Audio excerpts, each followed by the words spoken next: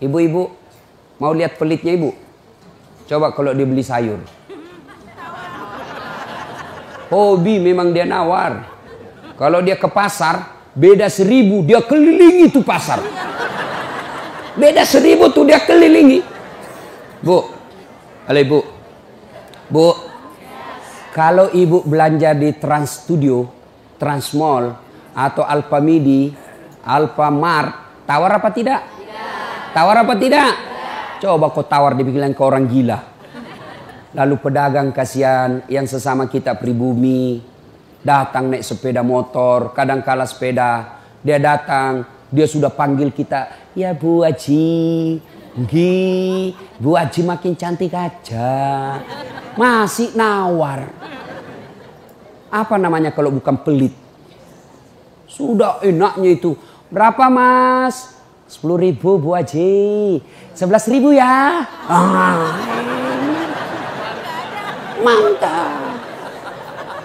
Kalau kan ibu-ibu yang suka nawar, kalau bapak-bapak kan tidak suka nawar ya. Ibu-ibu tuh suka betul nawar. Bu, ibu mau ndak suaminya diambil orang? Mau? Silahkan pelit. Orang pelit itu tidak ada yang suka. Bahkan orang pelit sekalipun tidak suka sama orang pelit. Benar Pak. Begitu jeleknya itu sifat pelit, tidak ada yang suka. Coba saya tanya, bapak-bapak senang tetangga dermawan atau pelit? Ibu-ibu senang suami yang pelit atau dermawan? Senang mantu yang pelit atau dermawan? Teman-teman yang pelit atau dermawan? Dermawan, tidak ada orang suka orang pelit. Bahkan orang pelit pun tidak suka sama semuanya pelit. Jangan kau ke rumahnya, pelit dia itu. Padahal dia juga pelit. Begitu jeleknya itu sifat pelit. Demi Allah, tidak ada orang bangkrut gara-gara sedekah. Adakah pernah bapak dengar, Mas, tuh yang di sudut rumah di komplek, tuh kaya betul dulu Ustadz. Cuma karena dia rajin sedekah, bangkrut. Ada? Tidak pernah. Biasa kita ini sangka buruk kepada Allah. Tidak mau bersedekah karena sangka buruk. Nanti saya makan apa? Nanti saya makan apa? Jangan cemas rezeki. Jangankan diambil orang. Tertukar saja tidak. Cicak aja dijamin rezekinya. Tahu cicak? Tahu? Cicak makan apa ibu? Masuk akal enggak? Enggak masuk akal. Gimana caranya? Satu di dinding, satu terbang. Di mana ketemu? Enggak ada terminalnya. Kalau pesawat terbang, kita jalan, ada ketemunya di mana? Di bandara. Ini cicak satu terbang, satu di dinding. Di mana ketemunya? Tapi lagu kita waktu kecil kan, cicak-cicak di dinding, diam-diam merayap, datang seekor nyamuk. Nyamuk yang datang. Nyamuk yang datang. Allah jamin rezekinya. Lagu tidak bilang cicak lompat ke nyamuk. Setengah mati cicak, kasihan. Iya kan? Itu cicak, tidak sarjana, tidak punya kursus, tidak ada kaki, tidak ada otaknya, tidak cerdas, bisa hidup. Apalagi ibu, jangan pelit. Sedekah, Allah sudah jamin rezekimu. Bu, ada suaminya mulai selingkuh? Ada? Tidak usah curhat sama tetangga, apalagi curhat di Facebook. Tak kusangka kau begitu. Pret, beleng-beleng. Rahasia keluargamu kau ungkap di Facebook. Begitu mulai, bu, ciri-ciri laki-laki yang sudah mulai lain-lainnya. Kalau yang selama ini tidak pernah pakai sisir keluar, tiba-tiba rapi.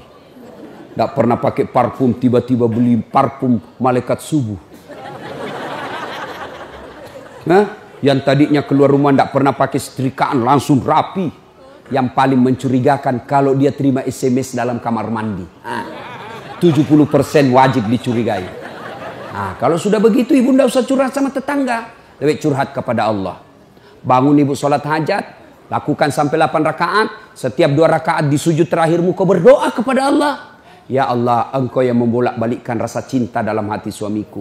Tidak mungkin aku bisa mengendalikan cintanya.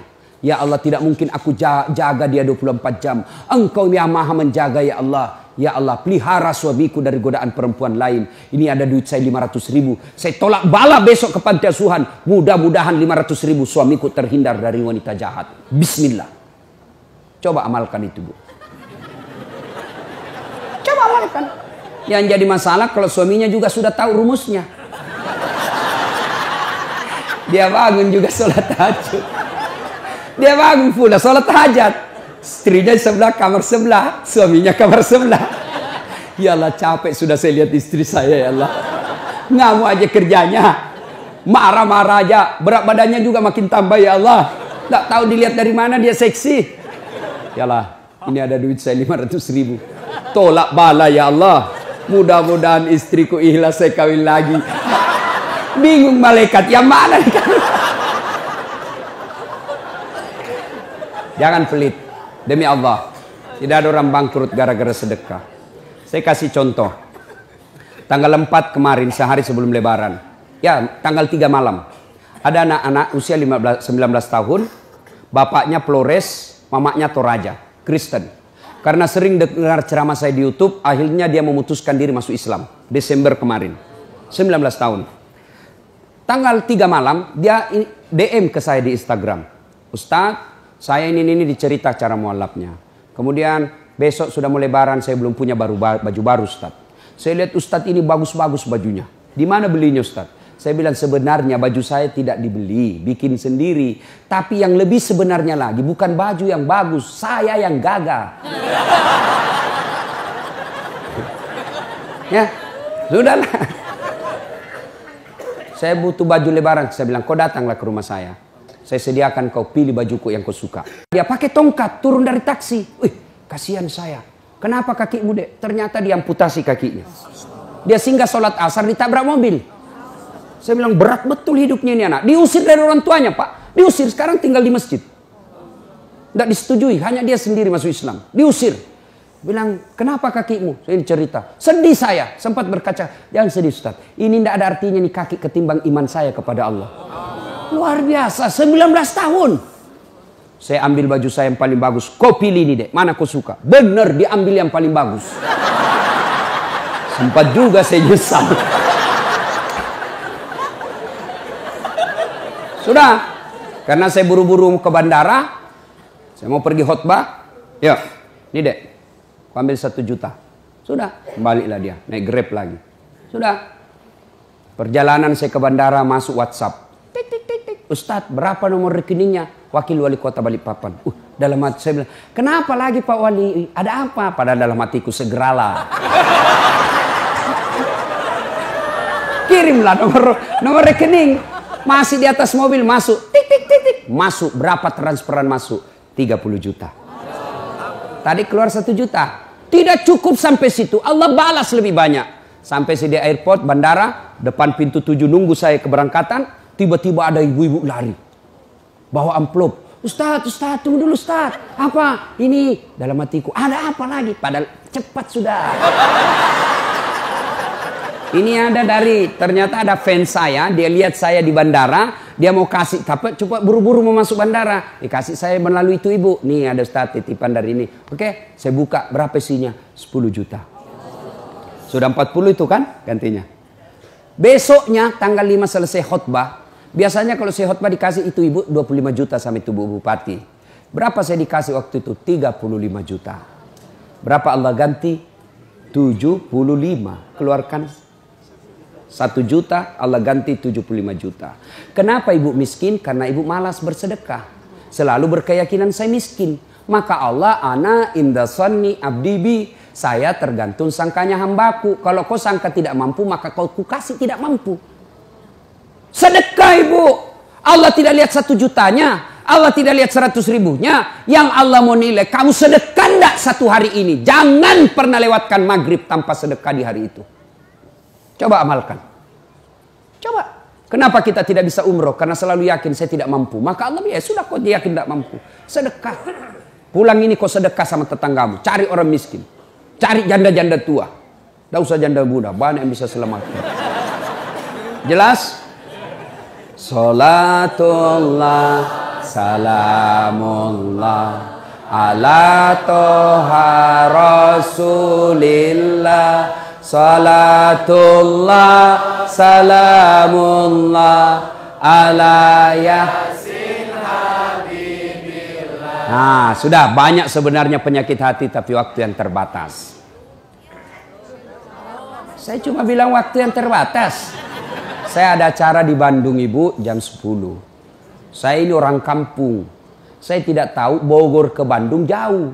Saya pikirnya 1 jam. Inilah kalau kita pakai pulsa lokal. Saya orang kampung, tidak tahu saya. Oh ternyata jauh. Nah, saya harus segera selesaikan. Insya Allah kalau panitia ngundang saya lagi ke sini, saya datang lagi. Insya Allah ya. Nah, ini penyakit hati. Sekarang gimana cara mengobatinya?